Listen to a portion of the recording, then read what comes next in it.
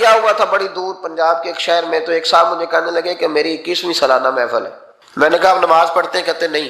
تو میں نے کہا محفل کا کیا معنی رکھا ہوا ہے آپ نے؟ یہ کیا ہے، رسم ہے؟ فلاں بہت بڑے عالم کو میں نے بلایا، فلاں کو بھی بلایا، فلاں نعت خامی کو، یہ کیا ہے؟ اگر تو نمازی نہیں آج تک، اس کو کیا سمجھتا ہے تو؟ میرے جی فلاں بزرگ سے بھی تعلقات ہے، تو نے کیا حاصل کیا ان سے؟ تعلقات کا کیا مطلب ہوتا ہے؟ فوٹو آتی ہے ساتھ، اخباروں میں تصویر لگ گئی، فیس بک پہ آ گیا کہ میں ان سے ملا ہوں، اتنا تعلق ہے؟ یہاں تو بھائی خوشبو کے قریب سے بندہ گزر جائے تو خوشبو آنے لگ جاتی ہے۔ تو نے پایا کیا؟ شعور ہونا اور عمل نہ ہونا بہت بڑی مصیبت ہے۔ اس سے اللہ کی بارگاہ میں استغفار کرنا چاہیے۔ یعنی انسان کو عقل ہو، پتہ ہو، خبر ہو، پر اس کے پاس دھیلے کا عمل نہ ہو۔ اس کو 3400 حدیث آتی ہو کہ نماز نہ پڑھنے والے کی سزا یہ ہے، پھر بھی نہ پڑھے تو سزا ہے کہ نہیں اللہ کی طرف سے؟ حضرت رومی رحمۃ اللہ علیہ فرمایا کرتے تھے بہت سارے بندوں کو اللہ سارا کچھ دیتا ہے، مسجد آنے کی توفیق نہیں دیتا۔ معنی یہ ہے کہ اللہ ان سے ناراض ہے، وہ کہتے ہیں کہ میں بڑا سمارٹ ہوں۔ تو عقل ہونا اور عمل نہ ہونا، اس پر بھی استغفار کرنا چاہیے۔ شعور ہو اور انسان کو عمل کی توفیق۔ یار ساری زندگی گورکھ دھندے میں گزر گئی لوگوں کی، لفظوں کے بڑے ماہر رہے، اور میں ایسے لوگوں کو دیکھتا ہوں تقریریں 6 گھنٹے کی، او ہو 9 گھنٹے کی تقریریں سنتے بیٹھتے ہیں مجالس میں، نماز کا وقت آتا تو مصیبت بن جاتی، بھاگتے جان چھڑاتے، مسجد کی حاضری 20 منٹ کی بھی صحیح نہیں دے سکتے۔ کیا ہے یہ کیوں بوجھ بن گیا تیرے اوپر؟ غور کر، ڈر اللہ سے۔ میرے نبی کریم علیہ وآلہ وسلم نے ارشاد فرمایا قیامت کے دن کچھ لوگ کئیوں کی بات سن کے جنت میں چلے جائیں گے، اور اللہ تعالی ہماری پردہ پوشی عطا فرمائے۔ کہا کچھ تبلیغیں کرنے والے دوزخ کے دروازے پہ کھڑے ہوں گے تو وہ جنتی کہیں گے کہ مولانا پیر صاحب ہم تو آپ کی بات سن کے جنت میں جا رہے ہیں، تو آپ یہاں کیوں کھڑے ہیں؟ تو وہ کہیں گے ہائے افسوس، میں کہتا تو رہا پر عمل نہ کر سکا۔ قرآن مجید کی آیت میں نے تلاوت کی، اللہ فرماتے ہیں الف لام میم احسب الناس ان یترکوا ان یقولوا آمنا۔ اللہ فرماتے ہیں کہ لوگوں نے یہ گمان کیا ہے کہ انہیں چھوڑ دیا جائے گا صرف یہ کہہ دینے پر کہ ہم ایمان لے آئے۔ انہوں نے کہا ہم ایمان لے آئے تو اب انہیں چھوڑ دیا جائے گا، بس ختم، اتنی بات پر چھوڑ دیا جائے گا۔ وہم لا یفتنون، اور انہیں آزمایا ہی نہیں جائے گا۔ فرمایا ایمان لانے کے بعد صرف ایمان پر ہی تمہیں چھوڑا نہیں جائے گا بلکہ تمہیں آزمایا جائے گا، تمہاری آزمائش ہوگی۔ کس طرح؟ وَلَنَبْلُوَنَّكُمْ بِشَيْءٍ مِّنَ الْخَوْفِ وَالْجُوعِ وَنَقْصٍ مِّنَ الْأَمْوَالِ وَالْأَنفُسِ وَالثَّمَرَاتِ، تمہیں کسی نہ کسی ایک چیز سے ضرور آزمائیں گے، یا خوف سے آزمائیں گے، بھوک سے آزمائیں گے، جانوں اور مالوں کی کمی سے، پھلوں کی کمی سے آزمائیں گے۔ اور یہ پھلوں کی کمی سے مراد، علماء تفسیر نے لکھا اس سے مراد اولاد کا انتقال کر جانا بھی ہے، وہ بھی پھل ہوتی ہے۔ تمہیں آزمائیں گے اور اگر تم پورے اترے تو وَبَشِّرِ الصَّابِرِينَ، رب فرماتا ہے محبوب پھر صبر کرنے والوں کو میری رحمت کی خوشخبری سنا دے، پھر انہیں خوشخبری دے دے میرے کرم کی۔ میرے عزیز زندگی میں آزمایا جائے گا۔ نبی اکرم نور مجسم شفیع معظم صلی اللہ علیہ وسلم کی بارگاہ میں حضرت خباب بن ارت رضی اللہ تعالیٰ عنہ حاضر ہوئے، حضور خانہ کعبہ کے ساتھ ٹیک لگائے بیٹھے تھے، تو حضرت خباب عرض کرنے لگے یا رسول اللہ اتنی تکلیفیں آ رہی ہیں، کافر اتنا ستا رہے ہیں، ہمیں پریشان کیا جا رہا ہے، ہم سخت آزمائش میں، حضور آپ اللہ کی بارگاہ میں دعا کیوں نہیں کرتے ہمارے لیے؟ تو نبی پاک علیہ السلام فرمانے لگے تم سے پہلے لوگوں کا حال پتہ کیا تھا؟ یہ صحیح حدیث بخاری میں موجود ہے۔ فرمایا تم سے پہلے لوگوں کا حال یہ تھا کہ انہیں گھڑے کے اندر رکھ کے ان کے جسم کو مٹی سے دبا کے پھر ان کے سروں پر آریاں رکھ کے چیر دیا جاتا تھا، لیکن پھر بھی وہ اپنے دین سے ہٹا نہیں کرتے۔ نبی پاک علیہ السلام فرمانے لگے تم سے پہلے لوگوں کا یہ عالم تھا کہ ان کے جسم لوہے کی کنگھیوں سے کریت دیے جاتے تھے، ان کا گوشت اتار دیا جاتا تھا، لیکن وہ اپنے دین سے ہٹنے کو تیار نہیں ہوتے تھے۔ یاری تیری سونا پر ازمائشاں تیریاں اگ، اے سونا پرکھیا جامدائی پہلو نال اگاں دے لگ۔ اپنی زندگی میں تیار رہیں، ذہنی طور پر آزمائش کے لیے تیار رہیں، مزاج بنائیں۔ جب بندہ پہلے سے تیار ہوتا ہے نا، اس کا خیال ہوتا ہے کہ آزمائش آ گئی تو میں نے صبر کرنا ہے، پہلے سے اس کی تیاری ہوتی ہے، پھر وہ ذرا گھبراتا نہیں، پریشان نہیں۔ ہم تیار نہیں ہیں ذہنی طور پر۔ ہر بندے کو سکھ چاہیے، ہر بندے کو، بلکہ ہمارے ہاں تو لوگ کہتے ہیں مرید ہو رہا ہوں تاکہ میری طرف تکلیف کوئی نہ آئے۔ تو میں کہا کرتا ہوں پہلے پیر سے پوچھ لو اسے کبھی آئی ہے کہ نہیں، اگر اسے آئی ہے تو پھر اس کا مطلب ہے تمہیں بھی آ سکتی ہے۔ لوگ نماز اس لیے شروع کرتے ہیں، کہتے ہیں میں 5 نمازیں بھی پڑھتا ہوں، میں صدقات بھی کرتا ہوں، کام میرا پھر نہیں چلتا۔ تو میں کہتا ہوں تمہیں پتہ ہی نہیں، نمازی کے لیے تو آزمائش ہے، جتنا جتنا ایمان کامل اتنی اتنی آزمائش بھی زیادہ۔ اور یہ میں اپنے پاس سے نہیں کہہ رہا، حضرت ابو سعید خدری رضی اللہ تعالیٰ عنہ فرماتے ہیں میں نبی پاک علیہ الصلوۃ والسلام کی خدمت میں حاضر ہوا اور حضور کے دست مبارک کو چومنے کے لیے میں نے اپنے ہاتھ جب آگے کیے تو تپش تھی، تیز بخار تھا نبی پاک کو۔ تو حضرت ابو سعید خدری رضی اللہ تعالیٰ عنہ ارشاد فرماتے ہیں کہ میں نے، یہ سنن ابن ماجہ میں موجود ہے، فرماتے میں نے عرض کیا یا رسول اللہ صلی اللہ علیہ وسلم اتنا تیز بخار؟ حضور فرمانے لگے ہم پر جو آزمائشیں آتی ہیں نا انبیاء پر، وہ عام لوگوں سے دگنا آتی ہیں۔ یہ تو لاڈلے ہیں، یہ تو محبوب ہیں اللہ کے۔ فرمایا عام لوگوں سے دگنی آزمائش آتی ہے، لیکن فرمایا ہمارا رب بڑا کریم ہے، ہمیں اجر بھی ڈبل ہی عطا کرتا ہے، ہمیں اجر بھی ڈبل ہی عطا کرتا ہے۔ تو حضرت ابو سعید خدری کہتے ہیں موقع اچھا تھا، میں نے ایک سوال بھی کر دیا، میں نے کہا یا رسول اللہ صلی اللہ علیہ وسلم بتائیے نا بھلا دنیا میں زیادہ آزمائشیں کن کو آتی ہیں؟ تو حضور فرمانے لگے سب سے زیادہ آزمائشیں اللہ کے انبیاء کو آتی ہیں، نبیوں کو آتی ہیں۔ حضور اس کے بعد فرمایا اس کے بعد جو ان کے زیادہ قریب ہوتا ہے اسے آتی ہیں۔ لوگ کیا سمجھیں گے امام حسن کی آزمائش کو؟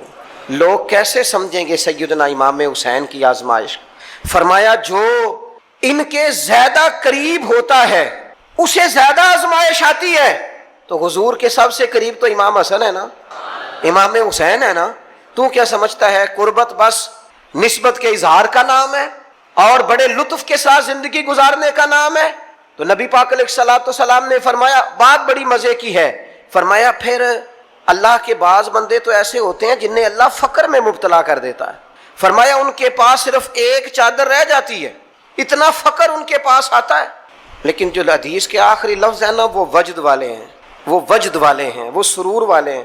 ہمارا یہ مزاج ہوتا ہے کہ میٹھا میٹھا کھا جاؤ اور ذرا کڑوا آ جائے تو سویرے بھی رو شام بھی رو، حال ہی کوئی نہیں، غریبی بڑی، پریشانی بڑی، حضرت صاحب گھر سے بیماری جاتی نہیں، اور جناب کیا بتائیں بعض لوگ تو ایسے ہیں جن کی بات سن کے لگتا ہے زندگی میں کبھی سوئے ہی نہیں، اتنے بڑے بڑے دکھ سناتے ہیں۔ او خدا کی رحمت کا بھی تو ذکر کرنا، خدا نے جو تیرے اوپر انعامات کیے ہیں ان کا بھی تو ذکر کرنا، ان کا تذکرہ ہی نہیں کر رہا میرا بھائی۔ نبی پاک علیہ السلام نے فرمایا ان لوگوں پر دکھ آتے ہیں پر قربان ہونے کو جی چاہتا ہے ان لفظوں پر۔ حضور فرمانے لگے وہ رب کی طرف سے آنے والے دکھ پر بھی اس طرح راضی ہوتے ہیں جس طرح تم میں سے کوئی راحت ملنے پر راضی ہوتا ہے، سکون والی چیز ملنے پر جس طرح تم راضی ہوتے ہو اس طرح وہ دکھوں پر بھی راضی ہوتے ہیں۔ دکھ قبول محمد بخشا، دکھ قبول محمد بخشا، پر ایک شرط لگائی چھوٹی سی میاں صاحب نے، انہوں نے کہا 100 دفعہ قبول ہے، دکھ 100 دفعہ قبول، دکھ قبول محمد بخشا پر راضی رہن پیارے، یہ شرط یہ ہے کہ تو راضی رہ، تو راضی رہ، دکھ قبول محمد بخشا، راضی رہن پیارے۔ اور حضرت سلطان صاحب کہنے لگے ایسا کیتی ہے جان حوالے رب دے، ایسا عشق کمایا ہے اسی مرن تو پہلو ہی مر گیا، باہو تا مطلب نو پایا ہے، ہم نے تو پہلے سے ہی نتیجہ نکال دیا ہے۔ تو سکون ڈھونڈنے نکلا ہے، تو چاہتا ہے زندگی میں آرام مل جائے۔ کائنات میں سب سے زیادہ پیار اللہ کا اپنے محبوب کے ساتھ، لیکن دیکھ لو نا پیدائش سے پہلے ہی حضور کے والد چلے گئے، 4 سال یا 6 سال کی عمر میں والدہ گئیں، 8 سال کی عمر تھی محبوب کے دادا کا جنازہ اٹھا تو محبوب پیچھے پیچھے جنازے کے جا رہے تھے۔ پھر وقت آیا جب تبلیغ دین کا، تو دنیا کا کون سا دکھ اور کون سی تکلیف اور کون سی اذیت ہے جو حضور کو نہیں دی گئی، لیکن کریم ہر وقت کہتے ہیں افلا اکون عبدا شکورا، میں رب کا شکر گزار بندہ نہ بنوں؟ ہر مقام پر کبھی بدر کبھی احد، اور ہر طرح کی تکلیف، ہر طرح کی تکلیف، کبھی بیٹیوں کا دکھ، کبھی سیدہ عائشہ صدیقہ کے بارے میں منافقوں کی نازیبہ گفتگو، سارے دکھ محبوب کی حیات پاک میں رہے، کریم نے ان دکھوں کو برداشت کیا۔ پھر آپ دیکھ لیں دور حضرت صدیق اکبر کا آیا تو حضرت ابوبکر صدیق اس امت میں نبیوں کے بعد سب سے بڑا درجہ رکھتے ہیں، لیکن کوئی زندگی اس طرح کی تو نہیں کہ بڑے 2.25 سال بڑے آرام سے حکومت کی ہو۔ منکرین زکوٰۃ سے لڑنا پڑا حضرت ابوبکر صدیق کو، آزمائش تھی، لوگ منکر ہو گئے زکوٰۃ کے، حضرت صدیق اکبر لڑے، ختم نبوت کے تحفظ کے لیے لشکر تیار کیے، بہت سارے مسائل کا سامنا کرنا پڑا، صبح دن راتیں جناب ابو بکر نے مشقت کر کے خلافت اسلامیہ کو مضبوط کیا۔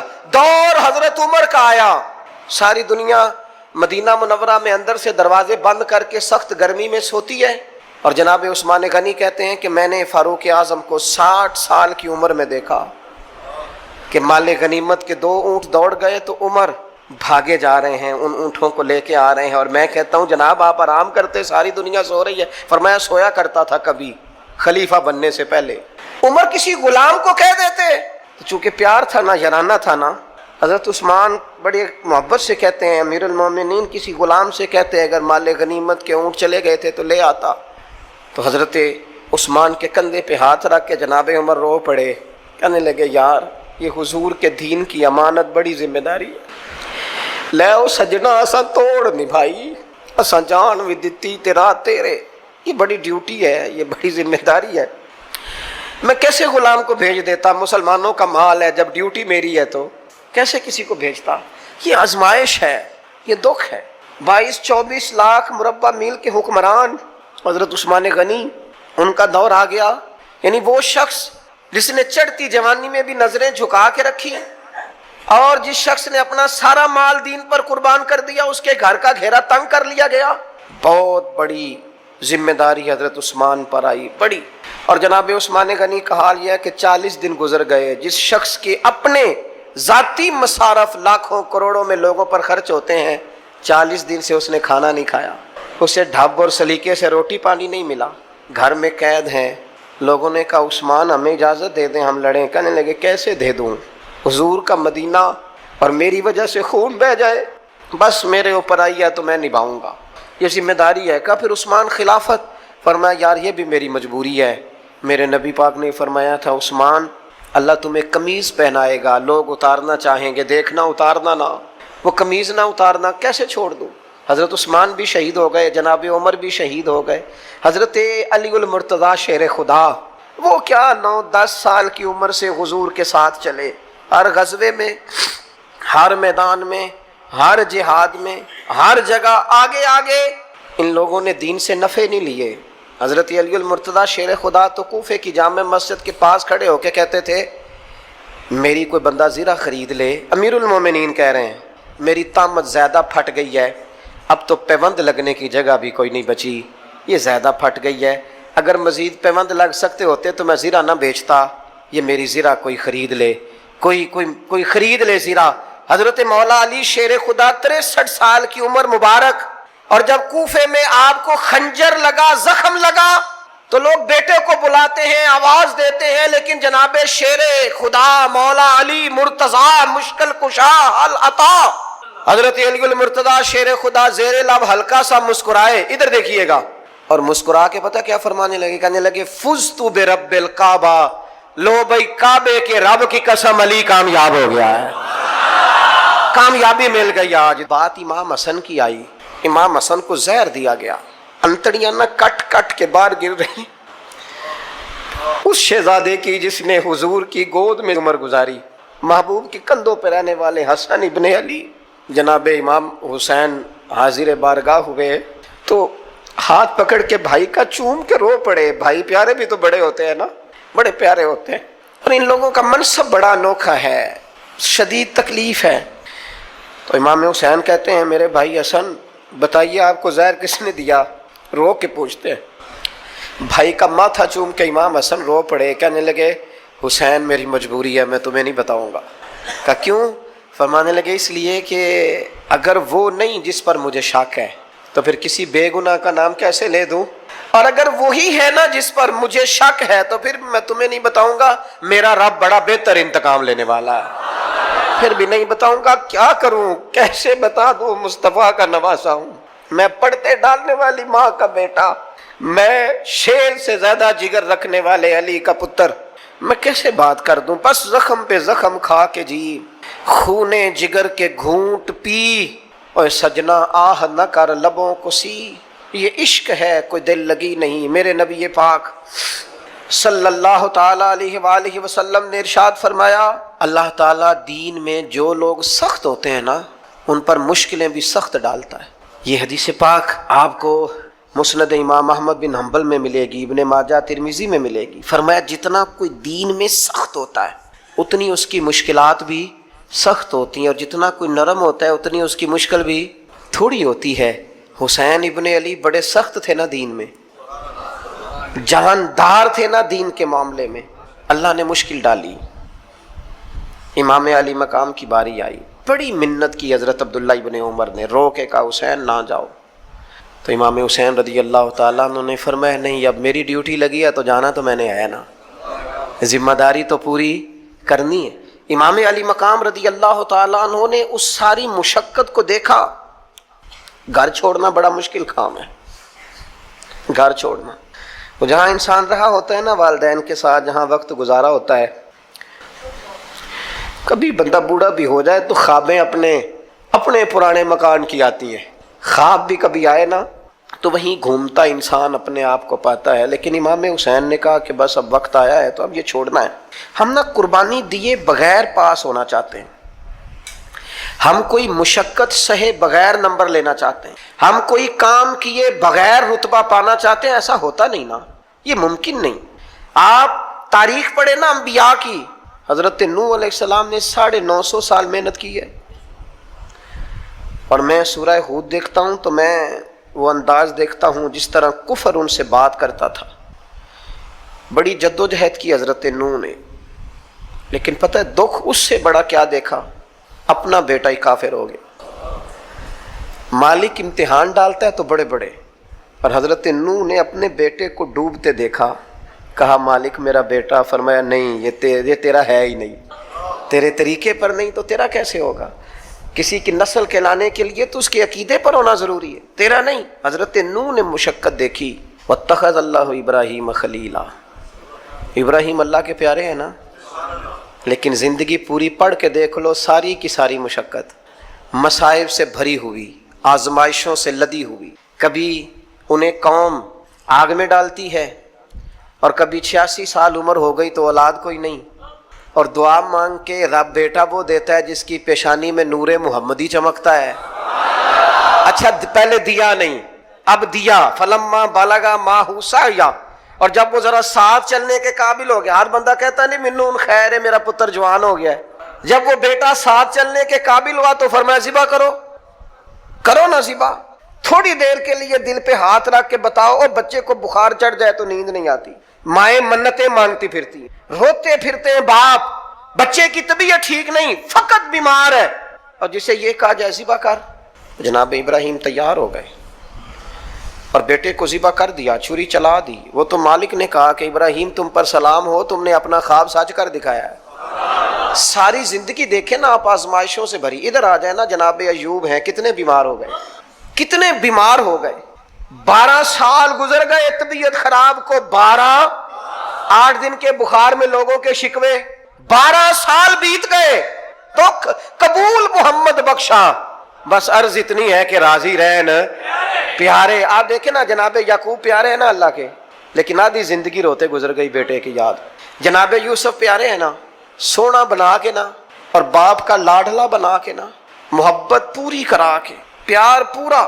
یا بنی لا تقصص رؤیاک علی اخوتک فیکیدوا لک کیدا ان الشیطان للانسان عدو مبین۔